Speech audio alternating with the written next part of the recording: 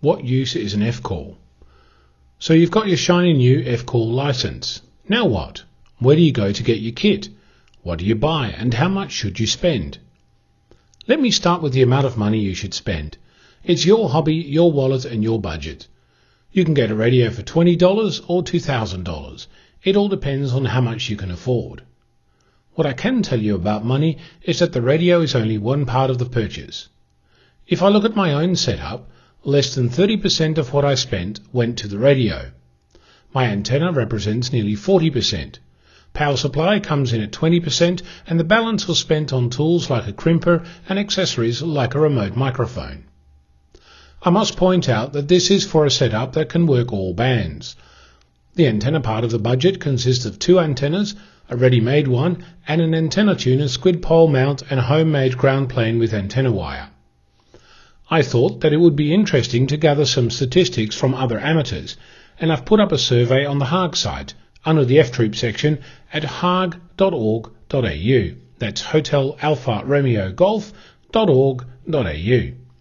To gather some data on this and to see if what I spent was as representative as I think it is.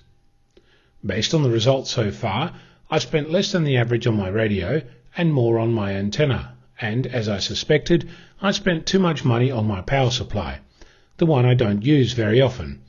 But I have 2, batteries and 240 volts regulated, so we'll see how that turns out for me. Feel free to fill in the survey and see how your spend compares to that of the average. The purpose of me telling you all this is to give you a sense of how much of your budget might be allocated to different parts. As one respondent to the survey said, "What budget?" Again, this is your hobby, your wallet and your decision. You can spend as much or as little as you want. For me, I spent lots on my antenna because I figured I'd be broadcasting with 10 watts. I'd better make sure it actually gets out. I already spent much time experimenting with other amateurs, their radios and antennas. I expect to do more of it. Back to the topic at hand. What do you buy and where? The two are related. I could spend the next hour telling you about all the places you should look, but that list is ever changing. A better way to do this is to talk to other amateurs and discuss this with them. There are many websites that have amateur radio reviews and opinions, which will give you a guide as where to look and where to avoid. Personally, I've purchased from several suppliers and used the EHAM website as a guide to getting a range of views on a particular piece of kit. I'm not going to highlight any particular supplier other than to say I purchased all my kit, except for my crimping tool, locally here in Australia. I chose my suppliers based on discussions I had with each of them, discussions I had with some of the amateurs I'd met, and I took my time. I received my license in December and I started spending money in March. The time in between I spent doing research.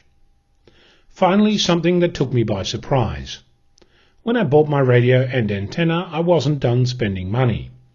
I had to organize a power supply, wiring, fuses, connectors, coax cable, crimping tools, mounts, antenna hardware, multimeter and things like a clipboard, a logbook and other paraphernalia.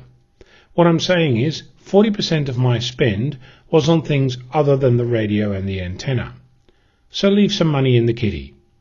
I'm Onno, VK6 Fox Lima Alpha Bravo.